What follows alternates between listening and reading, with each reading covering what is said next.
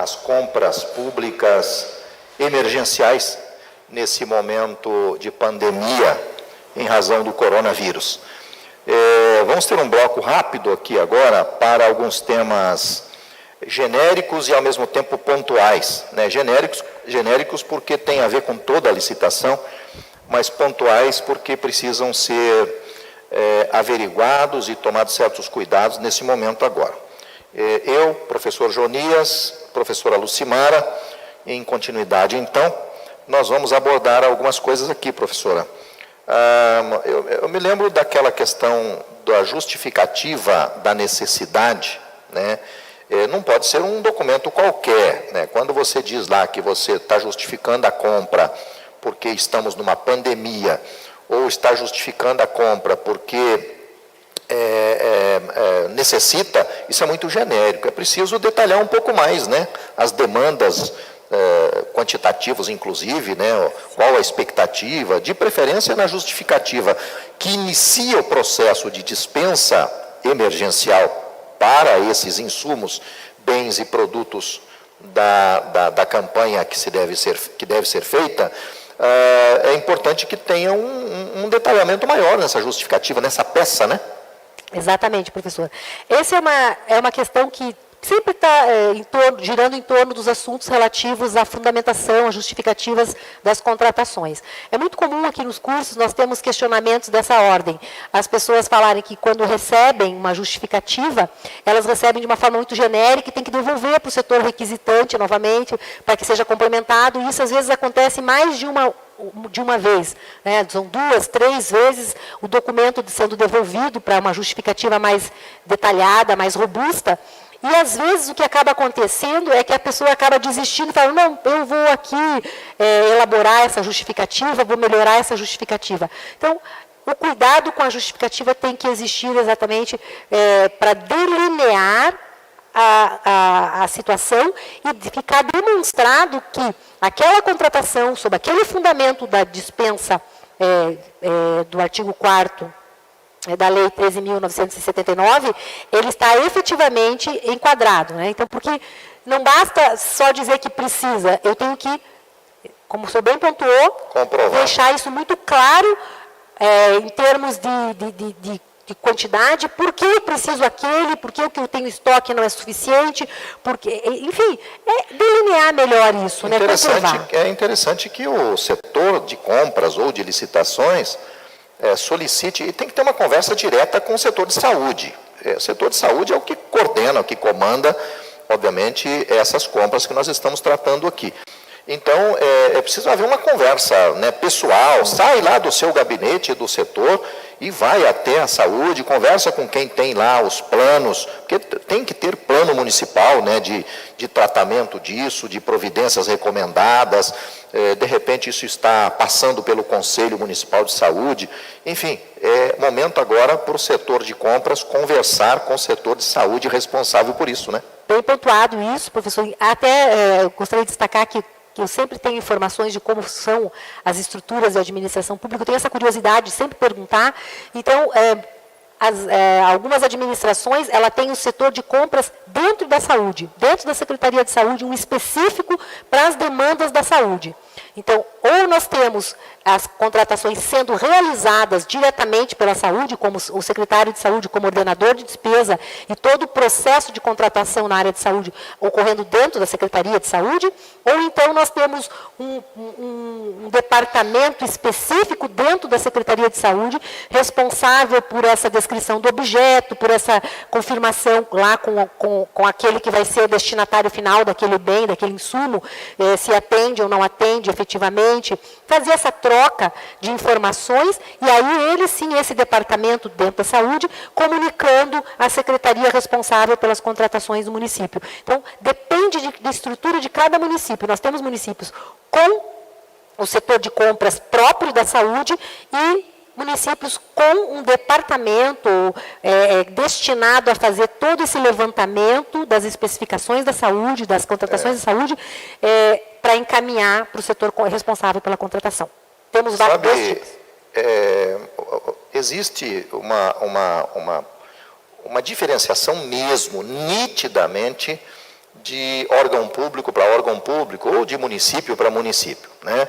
Depende muito do tamanho da cidade, né? Quantidade de habitantes, estrutura financeira, estrutura de pessoal, estrutura administrativa. Municípios que têm secretaria de governo, a outra não tem, de planejamento, a outra não tem essa secretaria, e assim cada município tem a sua estrutura própria. Mas às vezes nós adentramos até a discussão sobre a participação da comissão de licitações, comissão permanente, e o pregoeiro, né, na preparação dessa documentação. Quer dizer, é um documento que precede a atuação da comissão, precede a atuação do pregoeiro.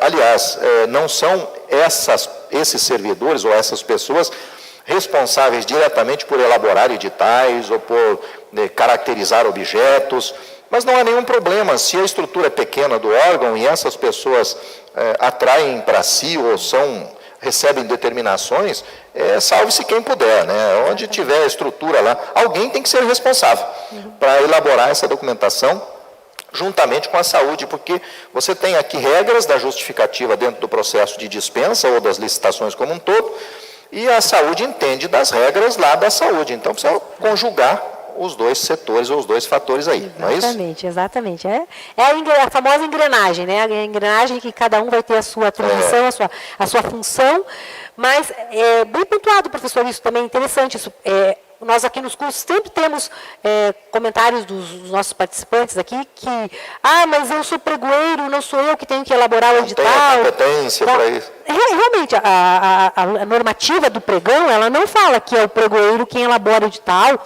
e nem é a comissão de licitações, as outras modalidades chamadas tradicionais, que elaboram os editais ou termos de referência. Ou que realizam os atos internos da licitação. Isso, né?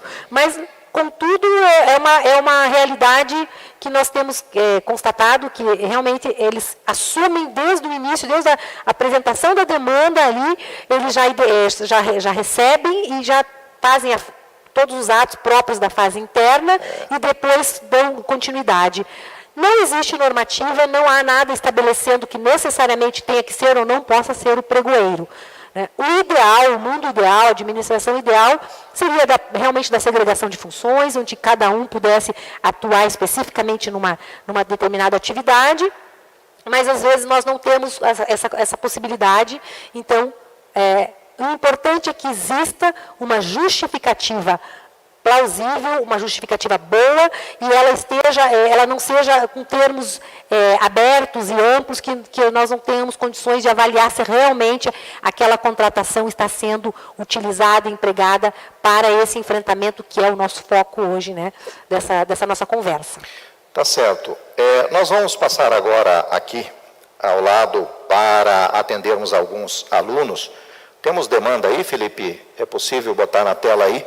Tem alguns alunos, professora, vamos respondê-los aqui dessa outra câmera, alunos que têm algumas demandas, estão nos acompanhando ao vivo, matricularam-se nesse curso e estão aguardando a nossa manifestação sobre certas dúvidas que eles possuem.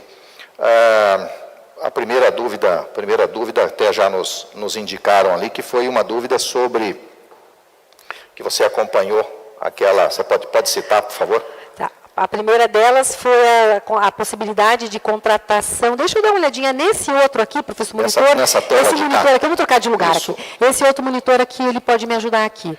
Ele pergunta se ele precisa necessariamente formalizar o contrato quando se trata de uma contratação de entrega imediata, integral. E aí, gente, nós temos que lembrar das disposições relativas a contrato que continuam valendo. As disposições lá do artigo 60 e qualquer coisa, acho que 62, que fala dos instrumentos substitutivos, né, da Lei 8666, e aí ela prevê, a Lei 8666 prevê quando o contrato é obrigatório, né, naquelas licitações em que o valor seja o valor relativo a uma concorrência, e exceto se for para uma entrega imediata, integral, que é assim considerada aquela dentro de 30 dias, que nós poderíamos utilizar os instrumentos substitutivos, ou a carta-contrato, ou o próprio empenho, a ordem de execução, né, a ordem de fornecimento e até mesmo o próprio empenho. Sim, é possível substituir pelo empenho desde que seja nesse empenho conste as obrigações, penalidades, enfim, aquelas informações mínimas necessárias para reger essa relação jurídica, porque a relação jurídica contratual existe. Qual é o instrumento pelo qual eu estou formalizando essa relação jurídica contratual? Então, geralmente, o instrumento completo de contrato, ele é necessário quando eu tenho obrigações que se protraem no tempo, eu tenho obrigações que ele vai ter que cumprir, então, que não vão ser simplesmente entrega. Eu tenho lá outras obrigações após a entrega. Aí eu preciso, se permanecer obrigações futuras, eu preciso do instrumento completo. Caso contrário, nós podemos usar os substitutivos. Então, essa pergunta, na contratação de serviço, sempre, né? Sempre, porque temos a relação jurídica vai precisar ser, ela vai se protrair no tempo, ela vai durar no tempo. Então, eu preciso acompanhar a prestação do serviço, esse acompanhamento. Já mercadorias, produtos, insumos, na medida que se entrega rapidamente, pode-se dispensar essa formalidade do contrato, né? Tem mais um pedido ali, se for compra, esse já foi. Depois, no caso de escassez de bens e insumos no mercado, posso contratar fornecedores com valores diferentes para cada item? Aí já é um pouco não recomendável, né? Então, assim, eu acredito que a situação é excepcional, mas o gestor ficaria por uma decisão, um entendimento posterior das cortes de conta, de controle interno, porque a ideia é que a contratação, que o objeto seja adquirido pelo valor cotado por um fornecedor e que o outro seja chamado para complementar esse quantitativo, em princípio, ao preço do primeiro fornecedor. Diante da situação de escassez, se isso eventualmente acontecer, não tem nenhuma recomendação específica no momento, não tem nada oficialmente liberando o gestor para pagar valores diferenciados, e aí eu acredito que ficaria para uma decisão a posteriori, para se verificar depois se realmente essa situação se configurou. Eu acho muito risco para o gestor. Então, talvez as cortes de contas se manifestem mais adiante sobre isso oficialmente. No momento, nós não recomendamos que se pague valor diferente para o mesmo item, mas é difícil, olha, é uma situação muito difícil de dizer para você, faça, está tranquilo, vai ser entendido que está tudo bem. A não ser naquela hipótese lá, de que no pregão, você, você tem lá por itens. Então, assim, o que se recomenda, por exemplo, medicamentos, não se recomenda lote. Você quer transformar em lote também a compra de insumos, só se você imaginar que a mesma empresa ela consiga sempre fornecer aqueles itens que estão no lote. Eu cito o exemplo de um equipamento médico hospitalar, aí, uma bolsa de colostomia com seus equipamentos. Se você for comprar separadamente, isso vai ter problema ali prático, de uso, de execução. Então, você inclui aquilo tudo num item só. Agora, eu vou comprar máscaras sei lá, seringas.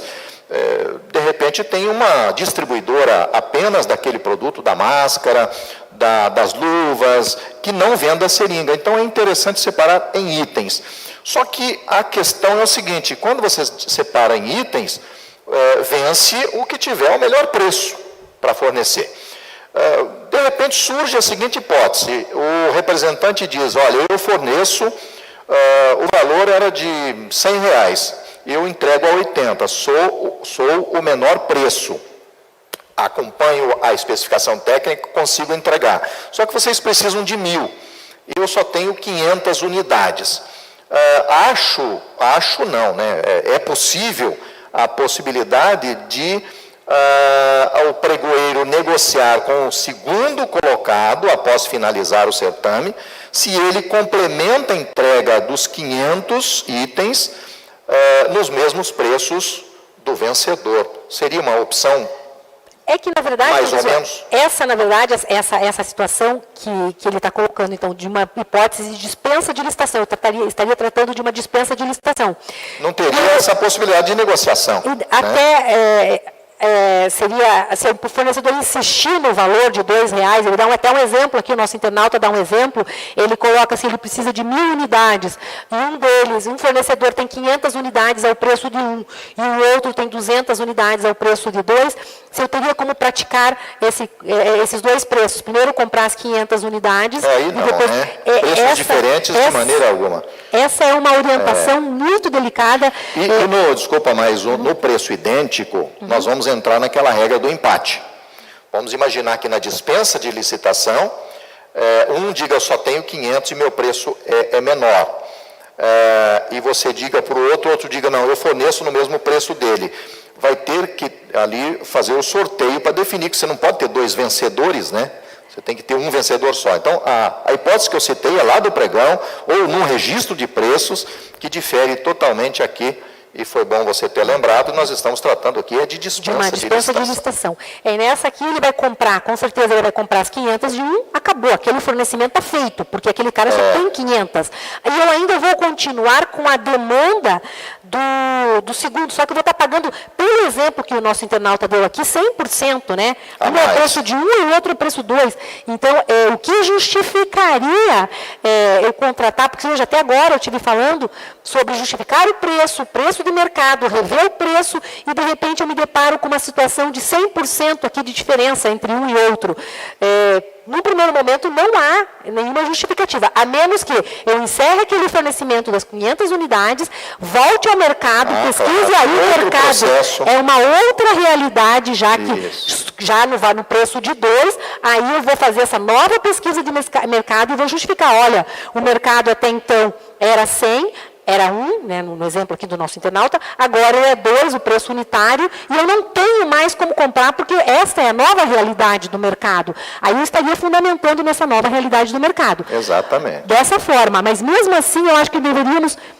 É uma questão assim... Eu faria uma comunicação ao Departamento de Defesa do Consumidor, porque alguma coisa pode estar errada aí, alguma distorção pode estar acontecendo, que é um produto que subir 100% no momento de crise, falta empatia, falta solidariedade e falta até respeito com o consumidor aí. Então, eu, de qualquer forma, se estivesse diante de uma situação dessa, eu, inclusive, faria essa comunicação. Tomaria providências contra esse... Talvez um crime contra a economia, alguma coisa, alguma denúncia para o CAD, alguma coisa, porque não é possível, né? Que no momento... No mínimo um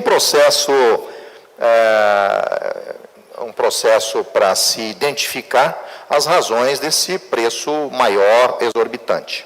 Ok, então... Isso aí. Tem mais alguma indagação aí, Felipe? Muito bem. Professora, agora o teu tema é contratos, a sequência? Não. Agora eu vou continuar falando aqui um pouquinho aqui. Isso, continuar um pouquinho falando né? Fique à vontade, logo eu da fiscalização, tá? Gente, vamos dar continuidade, então, aqui com relação à formatação do preço, tá? É importante, eu já comentei algumas avaliações que devem ser feitas, como bem apontado lá pela nota técnica 008 de 2020, no caso de dispensa, a legislação não impõe regras a um número mínimo, a uma quantidade de empresas a serem chamadas para apresentarem propostas. A ideia é que eu tenha pelo menos aquelas 3, né, mas eu posso ter 5, eu posso ter 8 para fazer essa verificação. Então, a ideia é fazer buscar o maior número possível de propostas. Lembrando que, mais adiante, acho que eu vou falar, mas eu já vou aproveitar aqui o ensejo, que tem aquela questão relativa à falta de fornecedores no mercado. Se eu tiver uma insuficiência de fornecedores no mercado, se eu tiver uma limitação de mercado, ou até mesmo desinteresse, e que eu não consiga ter esse número de fornecedores aí que eu tenho que consultar para fazer a estimativa de preço, né, justificar o valor, aí sim eu posso apresentar uma justificativa para isso e falar e retratar esse manifesto de desinteresse ou essa limitação de mercado para fazer a pesquisa.